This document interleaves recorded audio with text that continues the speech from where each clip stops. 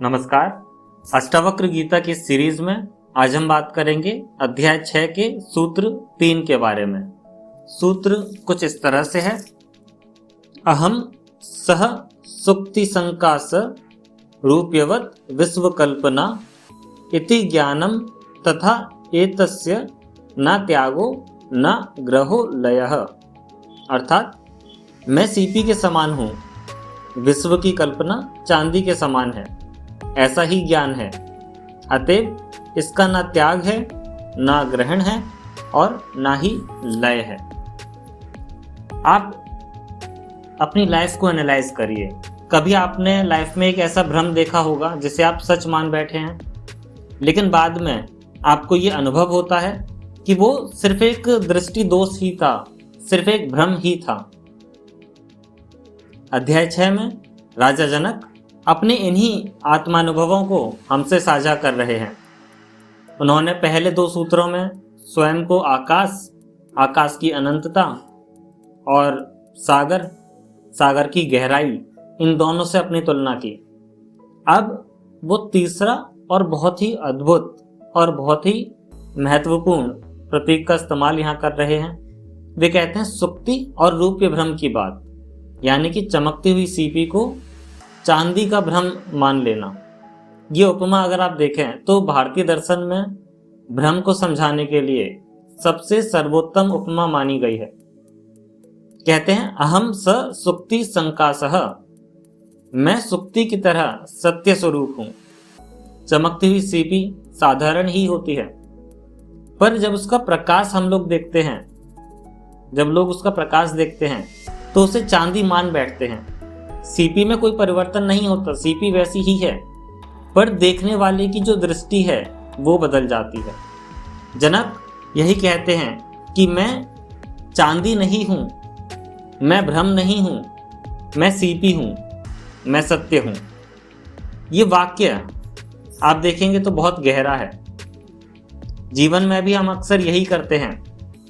शरीर है, विचार है, भावनाएं हैं, उपलब्धियां हैं या फिर असफलताएं ही क्यों ना हो, इन सभी को हम मैं ही मान लेते हैं कि शरीर मैं हूं, विचार मैं हूं, भावनाएं मैं हूं।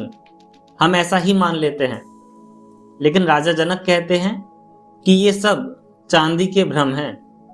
वास्तविक में मैं जो हूं, मैं बहुत अलग हूं। रूप्यवत विश्व कल्पना, संसार रूप्य चांदी जैसा भ्रम है। ये जो उपमा है ये संसार के भ्रम को समझाने का सबसे सरल तरीका है, सबसे आसान तरीका है। जिस तरह से अंधेरे में रस्सी, उसको हम सांप मान बैठते हैं, उसी तरह से चमकती हुई सीपी को हम चांदी मान सकते हैं। वैसे ही आप देखिए, नाम और रूप हैं, रिश्ते और भावनाएं हैं, समाज, प्रसिद्धि और असफलताएं हैं, धन है, शक्ति है, छवि है। हम इन सभी चीजों को जब भी देखते हैं तो हमें सत्य दिखाई देते हैं। लेकिन ये सब क्या है? ये दृष्टि का एक भ्रम ही है। आप भी सोचिए, आपने भी कभी किसी व्यक्ति को या किसी स्थिति को गलत समझ लिया हो और बाद में जब आपका दृष्टिकोण बदला, जब आपका नजरिया बदला, तो आपको वाकई में एहसास हुआ कि डिफरेंस क्या था। ये सभी भ्रम के कारण ही है। फिर क्या कहते हैं, जीवन में रूप्य भ्रम कैसे काम करता है इसको समझते हैं। जो इल्यूजन्स हैं वो कई बार हमारे इमोशंस से हो सकते हैं, भावनाओं के भ्रम हो सकते हैं। गुस्सा आता है और लगता है कि वो स्थायी है, अब ये गुस्सा हमेशा रहेगा, पर 10 मिनट में वो बदल भी जाता है। सफलता का भ्रम हमको होता है, हम सोचते हैं जो सक्सेस मिला है वही हमारी पहचान है, लेकिन ऐसा नहीं है। वो सिर्फ उन परिस्थितियों की एक चमक है। कई बार असफलताओं का भ्रम हमको होता है। कभी कोई लाइफ में फेलियर हुआ तो हमने ये मान लिया कि मैं असफल हूं, जबकि जो अनुभव है वो सिर्फ उस प्रेजेंट्स का, उस वर्तमान का एक छोटा सा हिस्सा है। डिजिटल इल्यूजन्स हमको होते हैं, आर्टिफिशियल इंटेलिजेंस या फिर सोशल मीडिया, इन सब के भ्रम होते हैं। लोग समझते हैं कि जितने मेरे फॉलोअर्स हैं उतनी ही मेरी ज़्यादा वैल्यू है, या फिर जो आर्टिफिशियल इंटेलिजेंस है वो मुझसे ज़्यादा इंटेलिजेंट है। लेकिन ये सिर्फ एक परसेप्शन ही है। ये सच नहीं है। इसका वास्तविक में अगर आप देखें तो कोई भी आधार नहीं है।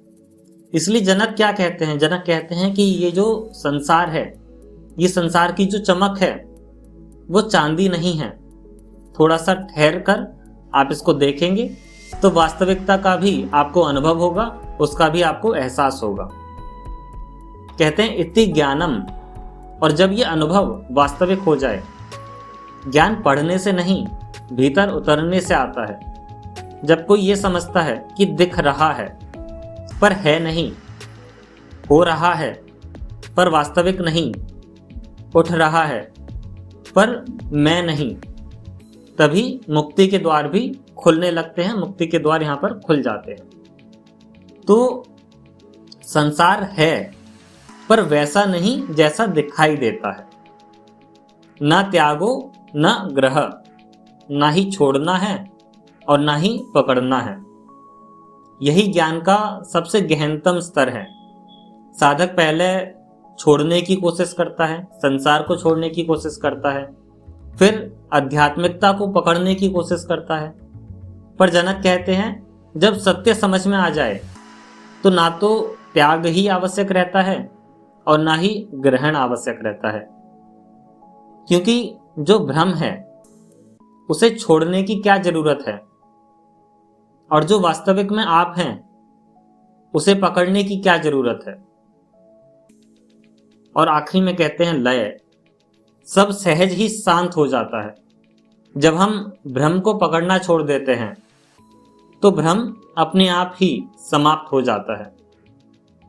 जैसे आप देखिए, अगर अंधेरी में, जब अंधेरा है, आपको रस्सी दिखाई दे, सांप नहीं दिखाई दे, तो क्या आप सांप को भगाने की कोशिश करेंगे?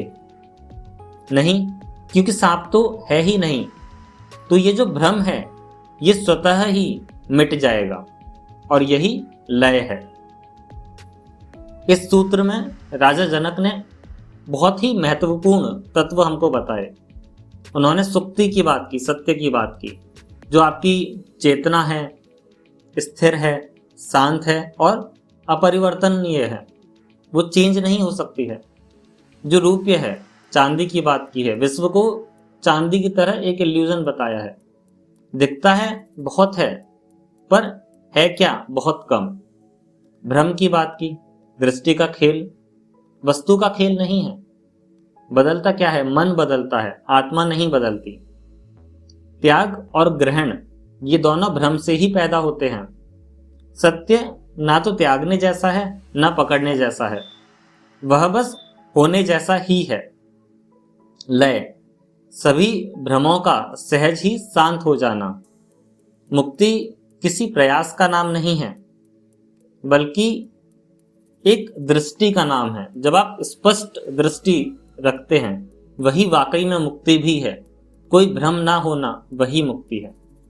उदाहरण के तौर पर इसको समझें तो आप रिलेशनशिप की जो मिसअंडरस्टैंडिंग्स होती हैं उसको समझें। कई बार हम किसी व्यक्ति के व्यवहार को गलत समझ बैठते हैं और थोड़ी देर बाद में हमें ये पता चलता है कि वो बस हमारी अपनी ही धारणा थी, हमने रूपे माना, लेकिन जो वास्तविकता है वो अलग थी। इसी भ्रम के कारण लोग बेवजह का दर्द झेलते हैं। सोशल मीडिया के जो फेम होते हैं उसके इल्यूजन्स की बात करते हैं।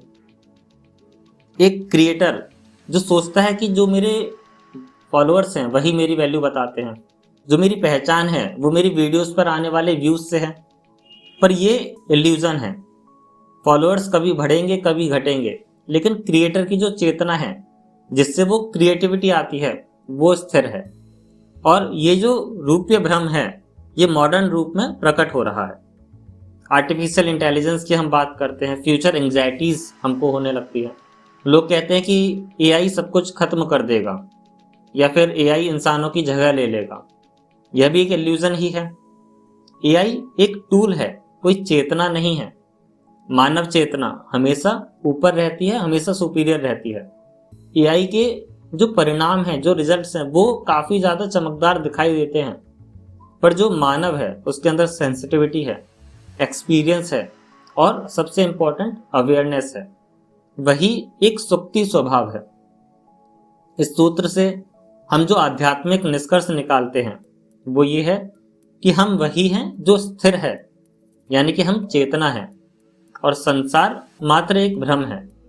देखा हुआ हमेशा वास्तविक नहीं होता। जो दृष्टि है वो भ्रम पैदा कर सकती है। त्याग और पकड़ ये दोनों ही भ्रम को मान लेने से उत्पन्न होते हैं।